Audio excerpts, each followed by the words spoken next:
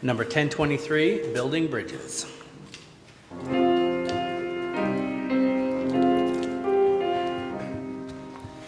Building bridges between our divisions, I reach out to you, will you reach out to me? With all of our voices and all of our visions, friends, we could make such sweet harmony.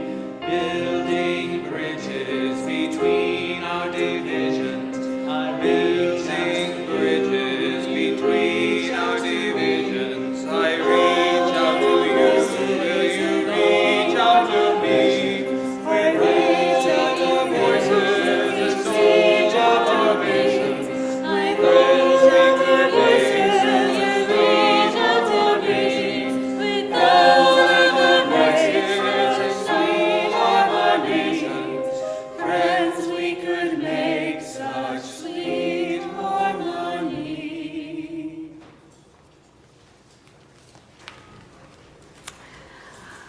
Welcome, one and all. Welcome, one and all, to the Unitarian Universalist Fellowship of Manhattan. I'm Pastor Isabel Cole. I use she, they pronouns, and it is so lovely to see you on this bright holiday Sunday. We are, or we envision ourselves as, a diverse, evolving spiritual community acting for a better world. We act for that better world by being here, by collaborating to make this service possible, and by our many ways of expressing our vision and mission in the world. Thank you this morning to our greeter, Mary Beth, and our Zoom host, Linda Johnson. Visitors and newcomers know that they're especially available to chat, but anyone, whether you've been here a long time or you're new, if you see a new face, please invite them for coffee, tea, and our potluck after the service. Thank you to Doug Walter for being our lead tech this morning. And thank you to this land for holding us, for showing us beauty, for being a part of our bodies. Our covenant reminds us that practicing right relations in our fellowship encourages character growth and naturally extends qualities of caring into other relationships. And I also wanted to read one of our shared values in light of our service theme today, Interdependence Day, the shared value of interdependence. This is language adopted by Unitarian Universalists of the whole country a few years ago. We honor the interdependent web of all existence and acknowledge our place in it. We covenant to protect the earth and all beings from exploitation. We will work to create and nurture sustainable relationships of care and respect, mutuality and justice. And we will work to repair harm and damaged relationships. So happy Interdependence Day. Glad that you're here to celebrate with us so that we can really settle into this space in whatever reflective, meditative, spiritual vibe works for you. Please silence your cell phones so that we can really be here. Now I'll invite Sarah up for our announcements.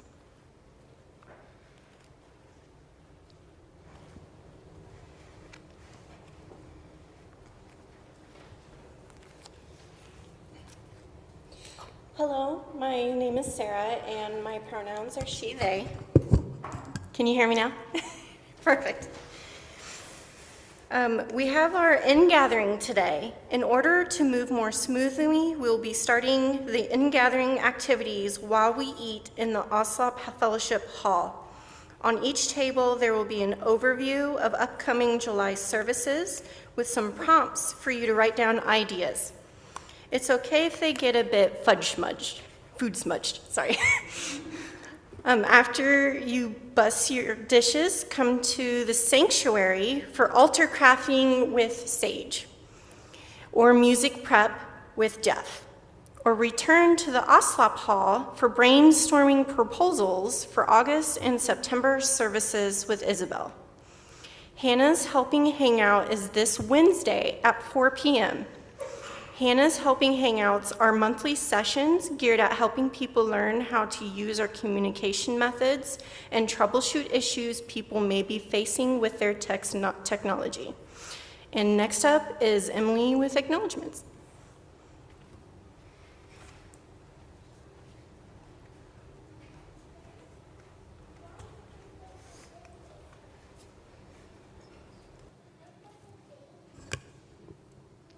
Good morning. My name is Emily Fraser. I'm the Director of Religious Education. My pronouns are she and they. So in 1754, Benjamin Franklin and Thomas Jefferson went to visit the chiefs of the Haudenosaunee, thank you, Confederacy.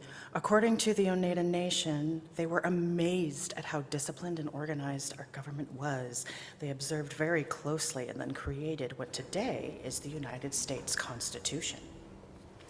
The Declaration of Independence, signed 250 years and 1 day ago, was a vision of what could be possible on this land.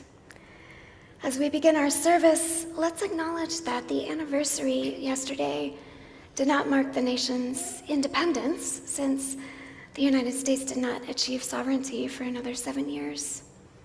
It marked a promise.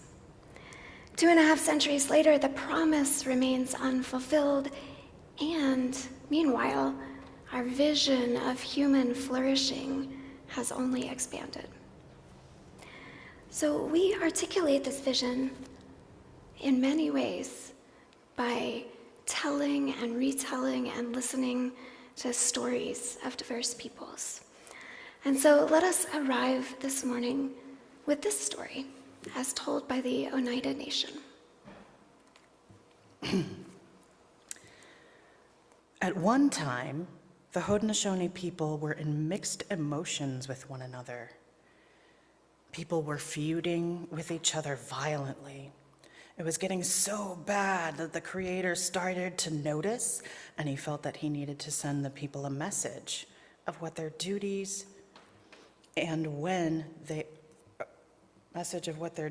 are when they are on Mother Earth. He sent his message through a man named Two Rows of Teeth, also known as the Peacemaker. The Peacemaker received the Creator's message in a dream. The Creator told him to spread this word of peace to the Haudenosaunee people. The Peacemaker decided to start in the east and head west. He met another man named Hiawatha. Hiawatha was a Seneca man who was married into the Mohawk people. He was mourning the loss of his family. In the matter of 3 years, he lost his wife and 3 daughters. He was very heartsick and sad. The Peacemaker told him the message he received from the Creator. Hiawatha accepted this message and offered to help the Peacemaker spread the message to the Haudenosaunee people. They went on their way and took the message to the people in the Mohawk village. The Mohawks were hesitant in taking the message, but they agreed. The Peacemaker and Hiawatha then went to the Oneida village, and they too accepted the message. Then they went to the Onondaga people, who challenged the Peacemaker and Hiawatha by saying that if they could convince the wicked man, Tadadaho, who was a sorcerer, then they would believe. The 2 men tried and tried, but could not succeed. They left the Onondagas and moved on to the Cayuga village. The Cayuga people accepted the message. Then the Peacemaker and Hiawatha went to the Seneca village, and they too accepted the message. The 2 men then went back to the Onondaga people and tried again to get Tadadaho to listen to the message, Every time they would get close, something evil would happen. When they asked people to try and help them, Tadadaho would use his evil powers to hurt or even kill the men who tried to help. As the peacemaker and Hiawatha tried their hardest, they finally got to him. But by this point, Tadadaho's powers were so strong that they were all around the two men. They gave him the message, and Tadadaho challenged it with his evil magic, but to no avail. The two men then helped Tadadaho by clearing his mind and helping him see straight. After they helped Tadadaho, the rest of the Onondaga people accepted the great law of peace.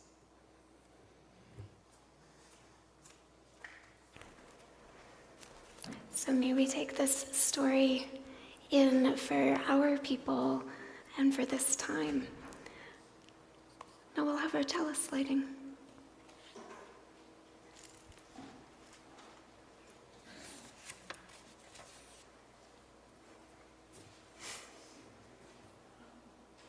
Your reading.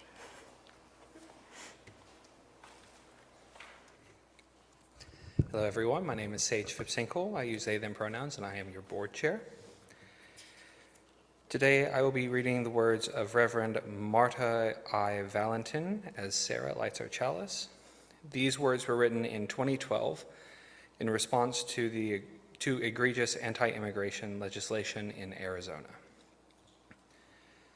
This is a call to arms, arms that will hold broken hearts and elated hearts, arms that wrap themselves around a body, beaten and disfigured in truth and metaphorically, arms that provide a strength neither giver nor receiver knew they possessed, arms that hold up the sky of misplaced authority and righteousness from crashing down upon heads struggling to be held high as each shred of dignity is yanked from their tired, overused, underappreciated bodies.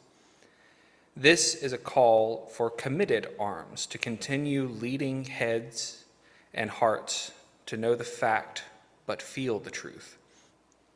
A call to remember that the freedom we've been given to swing our arms as wide and open to the sun as we like has come on the backs of humans others wish were invisible. This is a call to arms. This is a call to arm ourselves with the facts, but feel the truth, born out of the power of our Unitarian Universalist love and the balance of justice.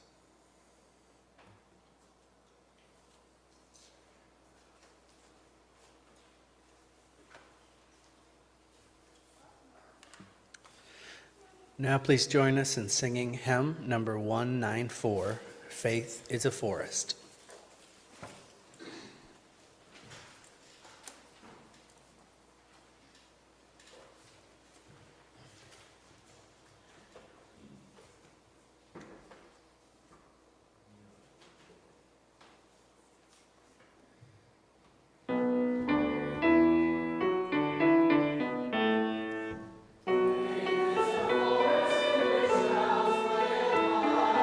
Inside the universe.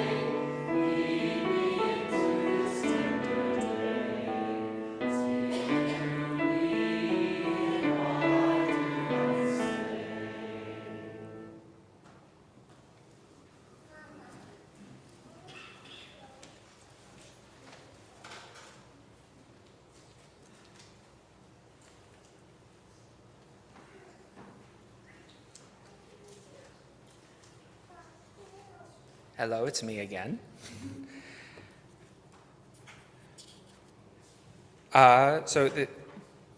Instead of just doing the children, I would like to invite all kids, young adults, and so forth, as you identified, to come join us up front if you would wish.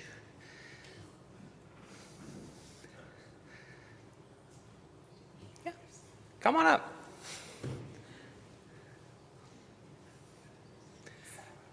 All right.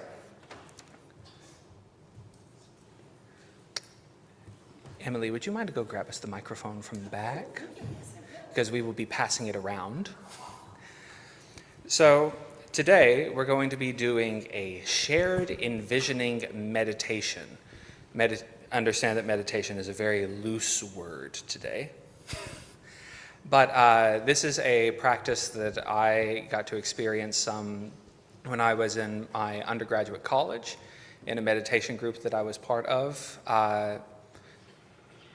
And we are going to create a shared vision together. The aim being that we are all, from our own perspective, going to be thinking and seeing together in community what we want to build.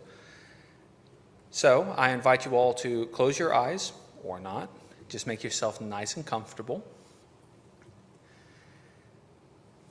And let's cast our eyes out to the wider community. Good old Manhattan, Kansas. We see the buildings and the streets and the people walking by.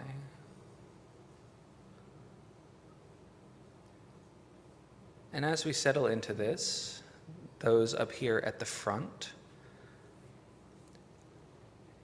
I want you to, as you envision this, when something comes up that brings you joy, either something you want to add or something that you hope for the future or something that your mind brings to the forefront, take the mic and speak it into existence so that we can all share.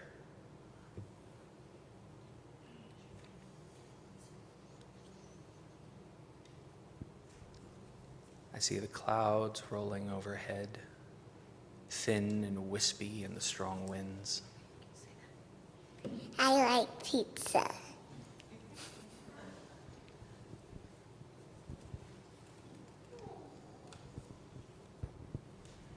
I walked my dog today at the Girl Scout yard on Sunset. I don't know if you know that, where the city made one of its pocket parks.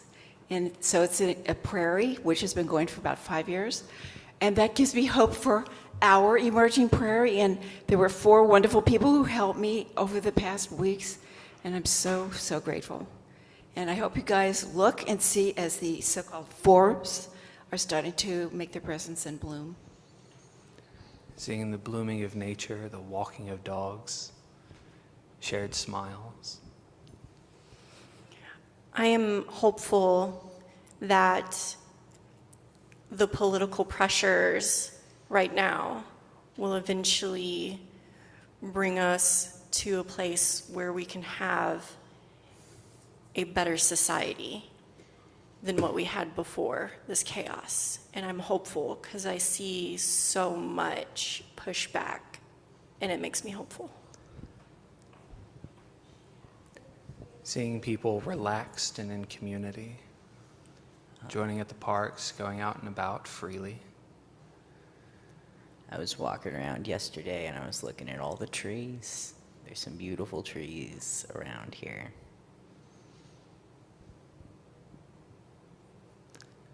Anyone out in the congregation that wants to add to this shared vision? Just raise your hand and we'll pass the mic to you. And as you can, don't just hold this intellectually. See it in your mind's eye. Feel it in your heart of hearts.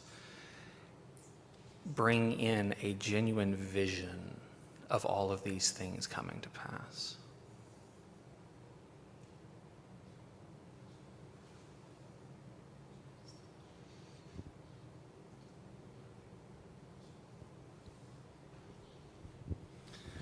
I see our young adults freshly living on their own learning how to live on their own, just walking the streets, meeting new people, and just experiencing life on their own terms for the first time.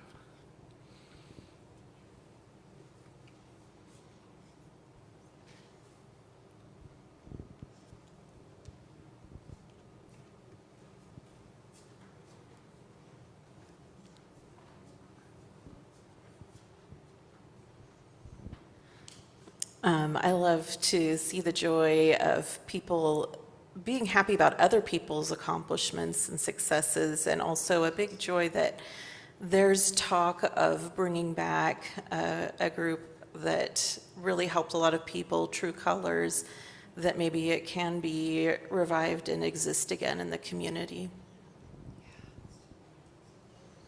Seeing people come together. There's a committee, I can't remember the name of it, but they're working on how to get rid of poverty in Manhattan, and they're doing this long-range planning meetings. And it's extremely important because Manhattan has had the highest poverty rate in Kansas for 30 years. I repeat, 30 years. And it's not just the students. And so we have a hidden poverty issue here that needs to be addressed. So think for yourselves what it looks like once that is solved.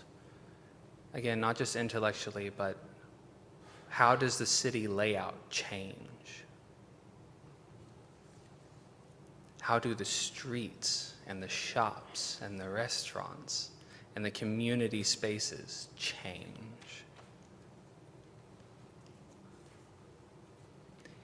Taking in all of this that we have shared together,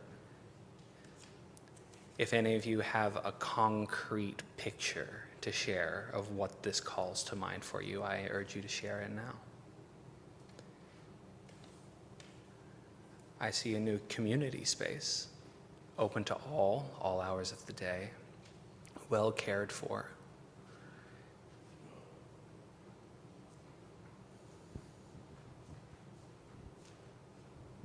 I imagine people eating together, making music together.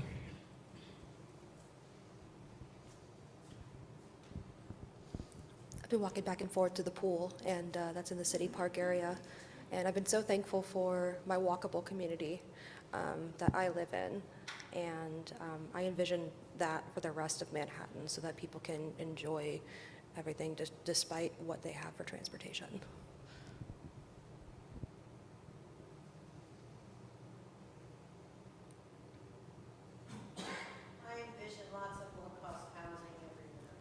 Lots of low-cost housing everywhere. More vibrant individual homes. I urge you to carry this vision with you and let it evolve in your mind, because we will revisit again after the reflection to bring together this sense of community. Thank you all very much for joining us up here at the front and for giving us your shared visions from the seats. And now, right, anyone on Zoom want to share in before we conclude? I asked that question and no one had anything to say. Thank you very much. All right. Then now we will sing the children on.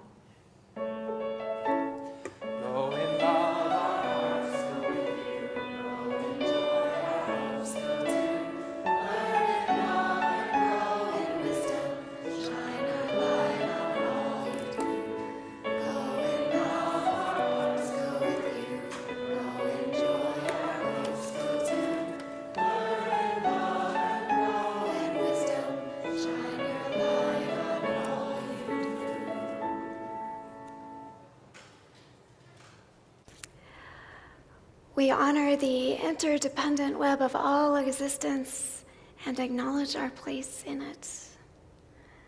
This is one of 6 values, all centered on love, articulated a few years ago in the bylaws of the Unitarian Universalist Association. And this value of interdependence comes with a promise to protect the earth and all beings from exploitation as best we can, a promise to work to create and nurture sustainable relationships of care and respect, mutuality and justice, a promise to work to repair harm and damaged relationships. I like the work of writing and rewriting our values and commitments. I know that there are some among us who are kind of sad we don't have the 7 principles or the eight principles that have been with us since the 80s in our bylaws anymore, but they're still in us, those principles. There's a new generation of leaders who needed to put them in a new phrasing and needed to lead a process of engagement with these principles to give them new words and new life. That's what makes ours a living tradition. We know we have a vision, and the vision is evolving, and our ways of describing it continue to evolve. So, as you know, last month, a bunch of Unitarian Universalists got together for a General Assembly, and I wore a couple of different hats. Being a delegate from here, I was there, but I was also there as a commissioner on the Commission for Social Witness, which is a commission of the board of the UUA that I've long wanted to be a part of. So years and years after I expressed my interest, they finally reached out and said, yeah, we'd like to appoint you to this commission. What the Commission on Social Witness does is help steward a process of UUs across the country putting words to our values for the present moment.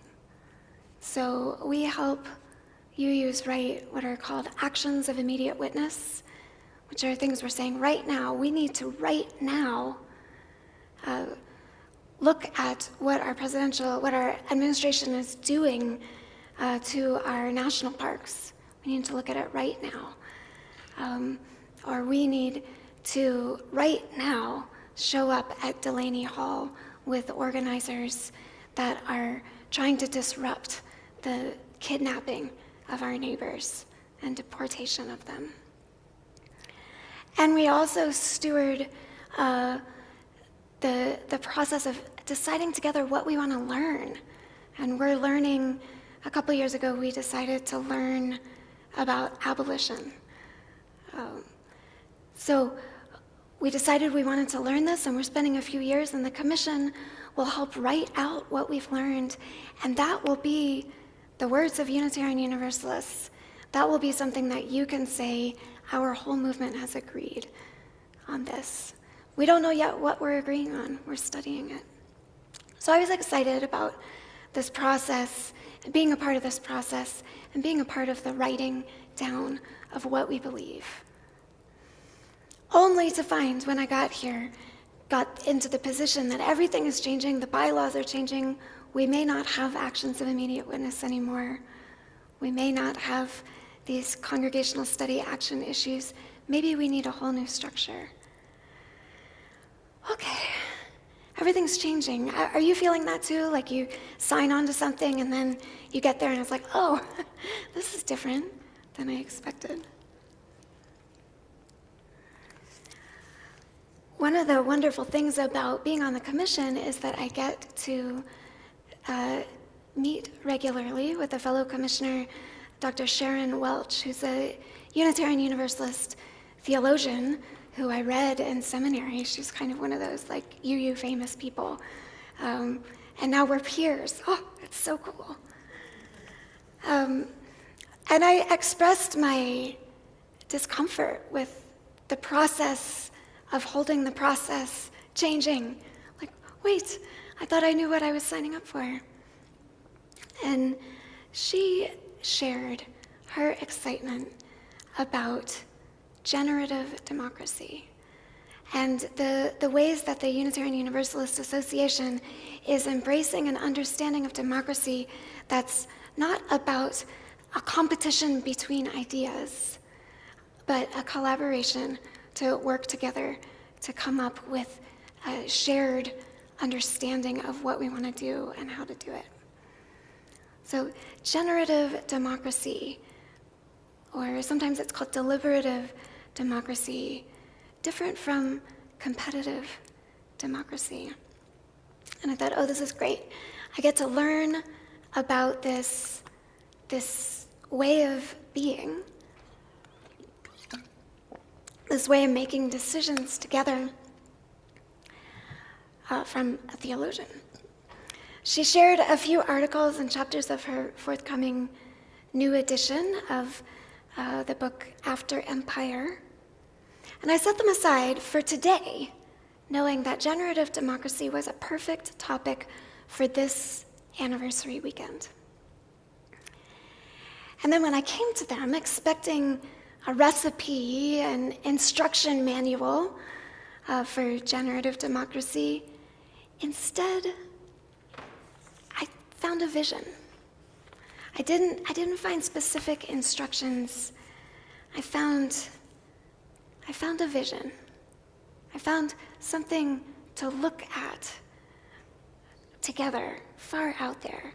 So Sharon Welch's vision is of national identity and global responsibility that's emerging from this place, from the Hawaiian Islands to the mainland to Puerto Rico, and from this people, Indigenous Americans, and the continuing flow of immigrants, voluntary and involuntary, from Africa, Europe, Latin America, and Asia, who make this place their home, their culture, and our nation. It's a vision, she writes, that also emerges from our encounters with other places, other peoples, with other stories. Seeing this vision requires learning from people who have different views of community, power, national identity, and global responsibility. So she lays out this vision, and it's a vision of how to be together, how we will be together. And the recipe is just, let's listen. Let's let it emerge. I kind of wanted something more concrete, I have to admit. But I'm kind of getting into it. She quotes various people. One of them, she's really excited about Mamdani, the mayor of New York. One of the things he said when coming into office is that together we have shown the power of the politics of the future, one of partnership and sincerity. It's a different kind of politics than has proliferated recently. So generative democracy is a collective decision-making process or processes that we generate together. And as important as it is to read and study how others do it, I'm starting to accept and appreciate that the instructions are already here. We're already doing it. This congregation has been doing it for 60 plus years. Through participatory introspection, we've come to see ourselves as a diverse, evolving spiritual community acting for a better world. And we've acted for that better world, collectively and individually. But what we haven't dared to do fully, and by we, I don't exclude myself, I find this hard, is to name explicitly together in graphic, beautiful detail what that better world will be. and what we want our role in it to be. It's so much easier for us to name the things we don't want anymore. Poverty. And it takes a space and an opening together to get to what we do want, which is great housing for everybody.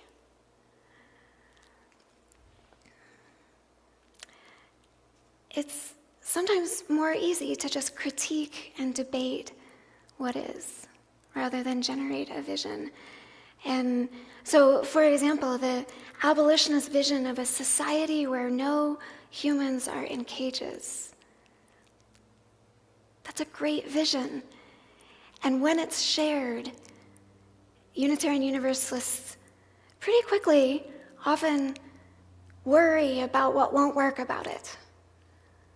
We bring to mind an image of the most violent criminal who's currently locked up and the harm his release might cause. That's what comes to us right away in response to this image of a society with no people in cages. So our job as a spiritual community is to find a way to feel together the potential of a culture where, say, millions of nonviolent offenders have made amends and they live free, contributing to their neighborhoods. Or a society where people are not afraid of their bodies being violated. You know, sexual assault is almost never prosecuted, and our system is set up to kind of help victims and survivors feel a little better because the small number of people who've been caught and prosecuted are locked up. What would it be like to envision a world where it just doesn't happen? Yeah.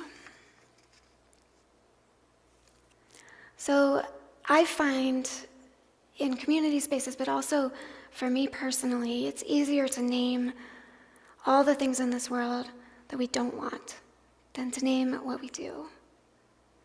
To dedicate our time and our money to reforming what is, hoping to make the world a little more like our ideal. And that's good. Reform is good. But what is our ideal? When do we dedicate the time and attention and energy to clarifying that? Unfortunately, a small group of greedy people used to white male privilege have spelled out their ideal in detail in Project 2025. Being explicit, having a long game, a vision, a very clear vision of a world they want. It's working for them.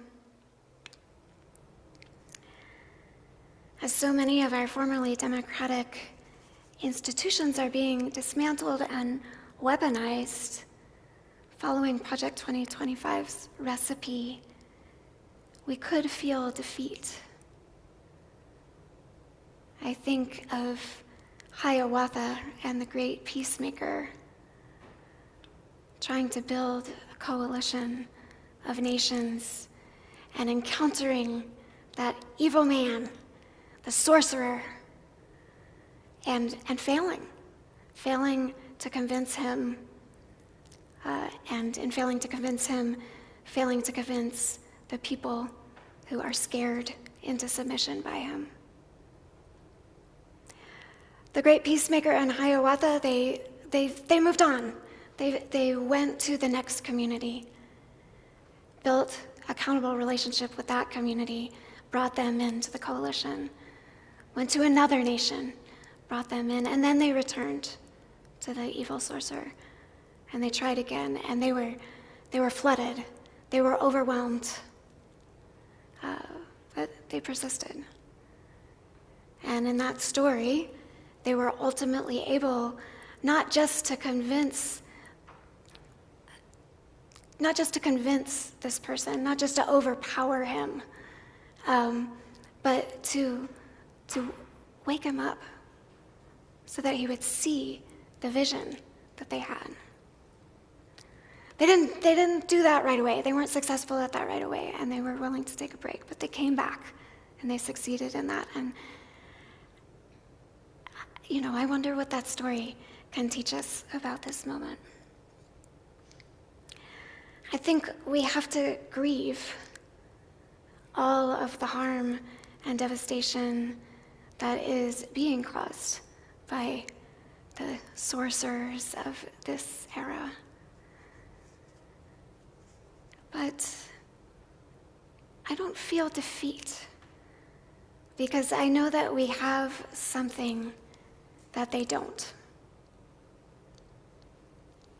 We have interdependence, the value of interdependence. It's just a word, right? It's just a part of our bylaws. Not so. It's a value. They've got their values too: tradition, obedience, competition, male supremacy, white supremacy, human supremacy. But interdependence is not just a value like that. It's not comparable to those values. Interdependence is an ontological reality. As long as you deny it, you're just living a lie. And so we've got this value rooted in reality that animates us.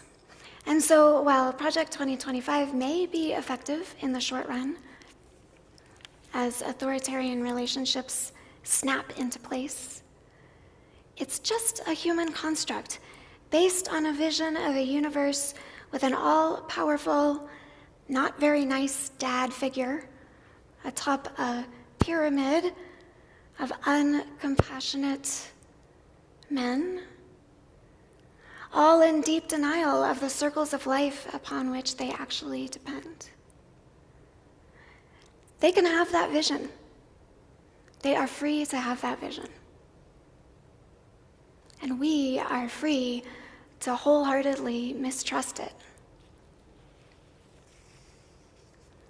The vision I trust is always emerging. It's a vision where some people get to eat pizza whenever they want. It's a vision of a prairie with blooming forbs. It's a vision of adults coming into their own, finding independence and interdependence with safety and joy and support. There are many more elements of that vision. Many religious communities come together around a specific vision, say Jesus' vision, or more accurately for the Christians today, they've come together around the Apostle Paul's vision of humanity. Or in Islam, the vision revealed to the Prophet Muhammad, peace be upon him, as collated by the people who came after him in the Quran.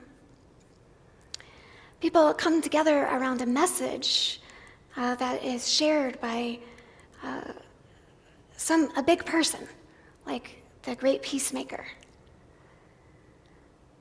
Or others come together around practices, like the early followers of Jesus. It wasn't so much a vision or a set of beliefs, it was a way of being together, breaking bread together. Taxpayers, Jews, poor people, prostitutes, rich people. Buddhist sects come together around certain sets of practices, and they allow the vision to just come through in the unfolding. We live together like this, and our community looks like this. say Judaism might be described as a bit of both. It's a spiritual community that comes together around practices and also arguing about what those practices should be and what they mean, why they're important. The religion I envision, the religion I want to be a part of, is one that comes together not around specific practices, though they do help us feel settled, like lighting the chalice on Sunday mornings. And also doesn't come together around a specific vision or a leader or a notion of God. The religion I envision comes together around a process of envisioning together. It comes together around shared values that are regularly remembered and reframed and turned into examples. How we are together is crucial. Being kind, being curious, being generous, being honest. But also crucial is how we want to be, what we want to become, how we want to evolve, and what larger world around us we crave and commit to creating. I think we have a vision of that world already, even though it's hard to put into words.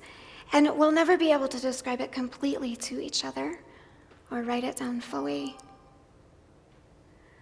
But the only way it'll come into being is if we try. We will have another opportunity to do that together this morning. But to close my reflection, I want to teach you a song. This is a song I learned at a UU summer camp as a child, and I'll sing it once and then I'll sing it line by line so you can sing it with me. I pledge allegiance to the people of this country and of all the world, and to the republic which lends a hand, one planet under peace, with liberty and justice for all. I pledge allegiance to the people of this country. You want to repeat that? I pledge allegiance to the people of this country and of all the world, and to the republic which lends a hand. The republic which lends a hand. One planet under peace.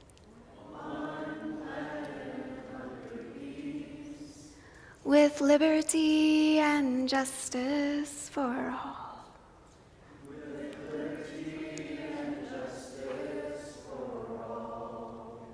Can we sing it all together? I pledge allegiance to the people of this country and of all the world, and to the republic which lends a hand, one planet under peace, with liberty and justice for all. Thank you.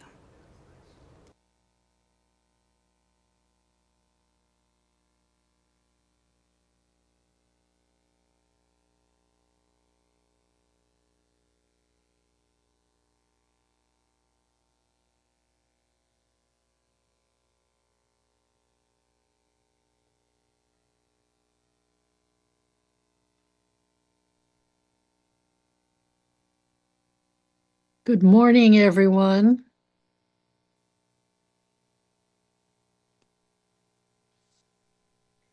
Good morning. I'm Linda Johnson, and I'm the Zoom host this morning. I am inviting you now into the spirit of generosity. The mission of the Unitarian Universalist Fellowship of Manhattan is to be a diverse, evolving spiritual community acting for a better world. You hear us say that almost every Sunday, but we really do take action to try to make our world and our community better. We dedicate ourselves and our offering to this mission, weaving a tapestry of love both within and beyond these walls. Throughout the month of July, our gifts with our Helping Hands organization that we share with go to DRUM, which is DRUUMM. And that stands for Diverse, Revolutionary, Unitarian Universalist Multicultural Ministries. That's a mouthful. But it's the oldest and largest UU people of color ministry and anti-racist community organization. Money that you place in envelopes in the offering baskets will go to DRUM. Unmarked donations will go into the UUFM General Fund to support our mission. You can also donate online to the fellowship, to the Helping Hand organization, or to our blessing box at uufm.net/donate, or use the QR code on your order of service. When the basket comes to you, you may add any written gratitudes, joys, and sorrows. And if you're here on Zoom, now is the time to type your gratitudes, joys, and sorrows into the chat and turn on your camera so that you can be seen in the sanctuary. Even if you aren't putting anything in the basket today, you can pause while holding the basket as a ritual of thanks for the generosity of our world. Let us move now into generous presence.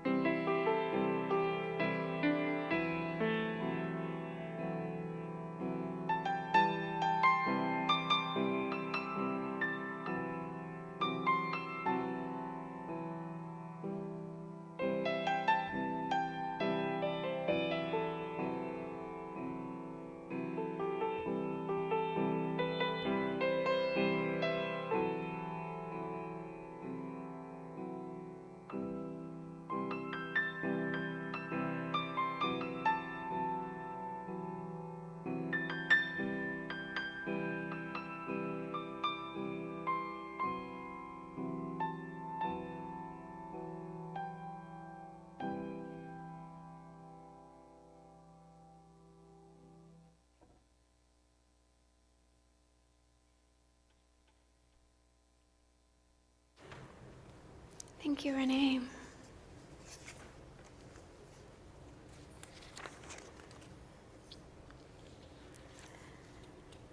We've come to the time in our service when we receive and share gifts of support and vulnerability.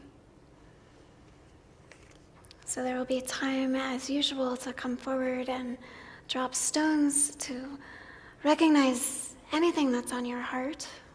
The water in our bowl is sacred, not just because it holds what we bring today symbolically, but like all water, it connects us to living beings across time and space. And so I invite you to take a few breaths and acknowledge your interdependence. And I'll pour some water to connect us to those who've come before.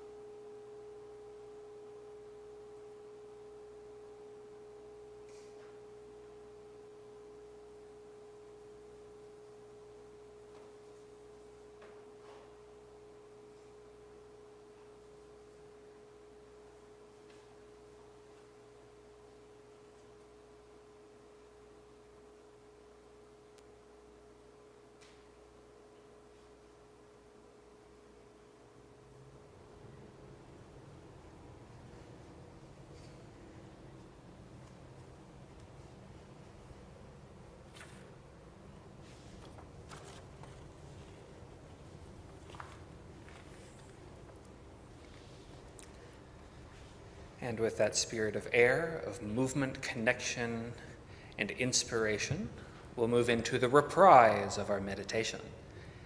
Mary Beth, would you mind to run the mic for us, please? Thank you so very much.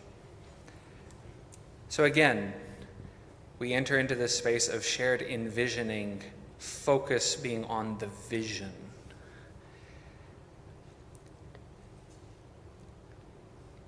We're going to hone in a little bit from the wider community and think about us here, UUFM. Think 10, 15 years into the future. We have everything we need to do whatever we want to do. What are the things, descriptive images, vivid imaginationings that you have of our role in the community and what our community looks like? What are we doing? Where are we in the community? Who are we partnering with? What has changed?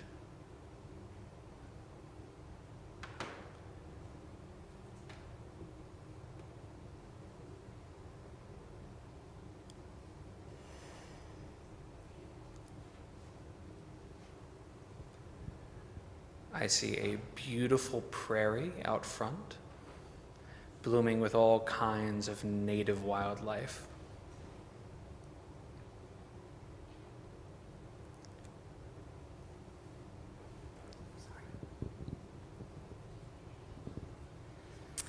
How about a space with games and fun things to do where all ages can come and be social together and share our joys and make friends?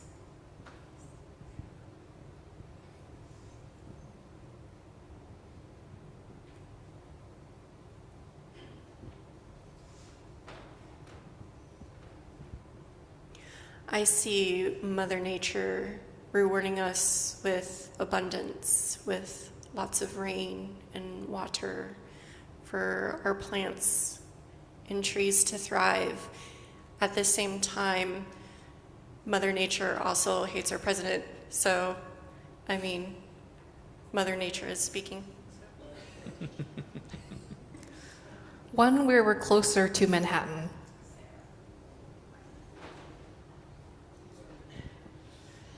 So this is a little bit beyond our little community here, which is so loving and I've been so grateful to be part of and look forward to visiting frequently and coming back. But some people here have heard the story about how I got a referendum on the ballot in Illinois to restore passenger rail between Chicago and Rockford, going through the community that I live in northern Illinois.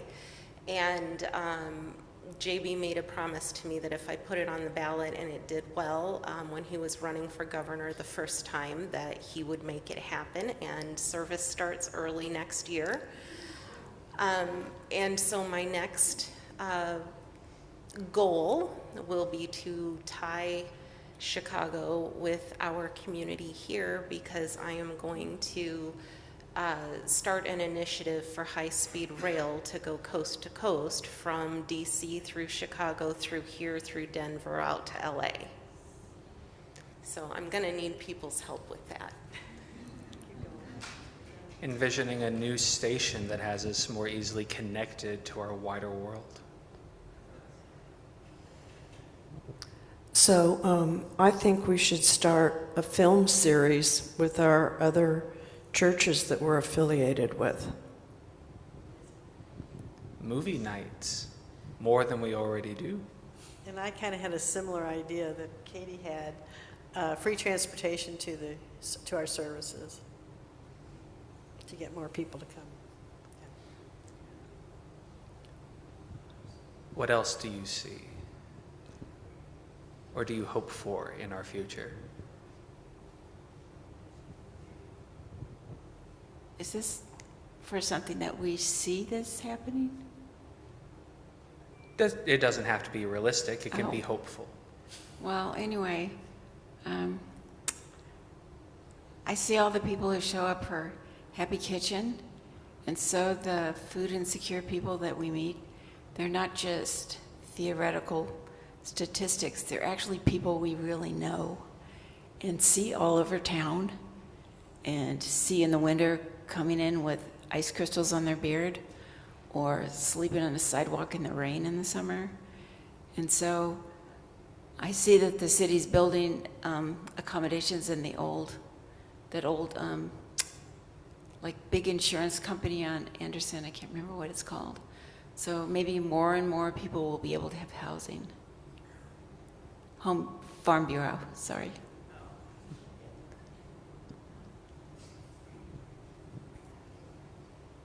I'm sorry. See ya. Maybe just a couple more. I envision or imagine some kind of collaborative book where we all can share our best UU moments. And by that, I mean possibly our best moments of resistance or standing up for social justice, or perhaps just moments of empathy and kindness and community building. And I want it to be a very big book of all the happiness and fun and shared community that we all have. We'll take a moment for any envisionings from Zoom.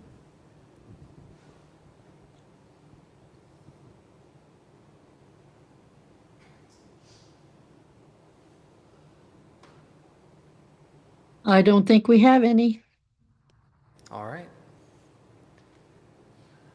Continue envisioning. Continue thinking about where we want to be and how we get there. If I might make just a short comment. At GA, our guest speaker this year was Bishop Marion Buddy. Most of you might remember her from calling out our president on his crap at his own inauguration.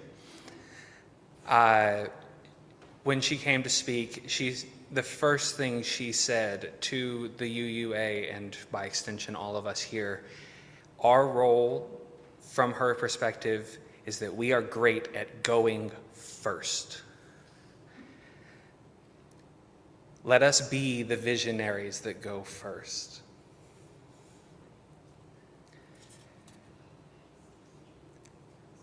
And now, I think we will move into our final closing hymn, We Shall Be Known, music on the screen.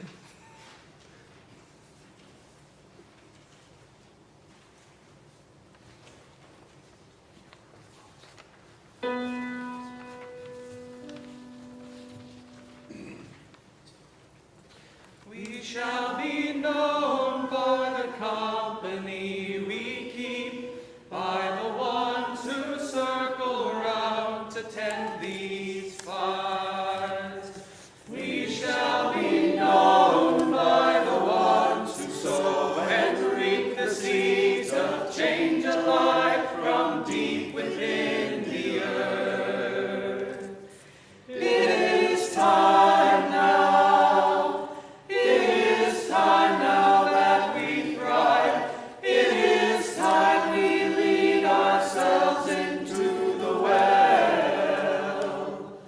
It is time now, and what a time to be alive. In this great turning we shall learn to lead in love. In this great turning we shall learn to lead in love. We shall be known by the company we keep, by the ones who circle round to tend these fires.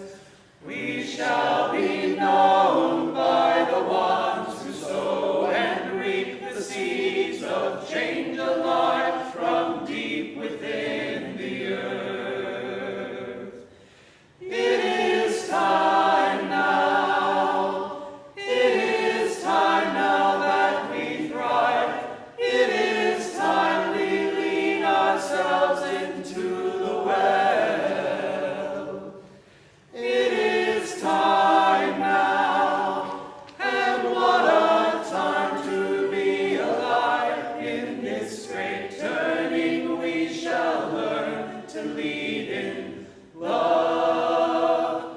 In this great turning we shall learn to lead in love. In this great turning we shall learn to lead in love. In this great turning we shall learn to lead in love.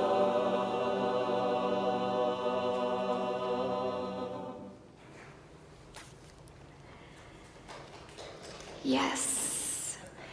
And now, as Jeff extinguishes our flame, I'll just share a few more words of Dr. Sharon Welch, UU theologian. At the heart of the process of generative democracy are the values of interdependence, curiosity, compassion, reason, reciprocity, wonder, delight, and the joy of working with others. In short, our values. The goal, she continues, is not just individual achievement, but the gift of working with others for the greater good. This is a process in which people are invigorated by novelty and change, not threatened by it. To counter and contain authoritarianism and white nationalism in all their forms, we need such alternative forms of belonging, self-critical and expansive form of global citizenship that genuinely recognizes and embraces the challenge of seeking the flourishing of all, that forthrightly acknowledges the damage of extractive and exploitative economic and political systems of the past and present, and wholeheartedly welcomes the challenge of learning how to live in reciprocity and responsibility with each other and with the natural world that sustained us. So may we go forth and generate democracy in all our interactions.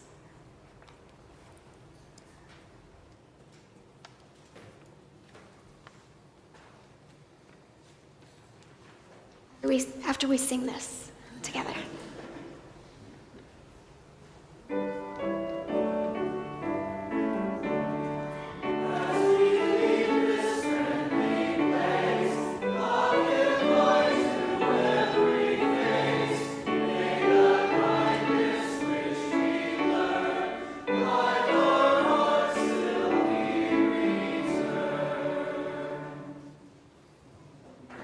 Now let's get some lunch.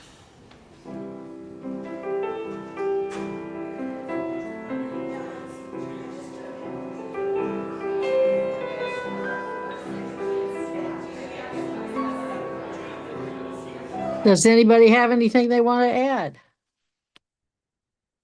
It's good to see you all this morning. It's good to see you too. Good morning. We wish we could have been there. It's also a good reason. We're going this afternoon, just a few minutes leaving from here to go to Kansas City to be with our family. We have 5 birthdays in this first half of the month. Yeah, 6, Dan actually. was saying that. That's Yeah. wonderful. Yeah. Well, it makes it all one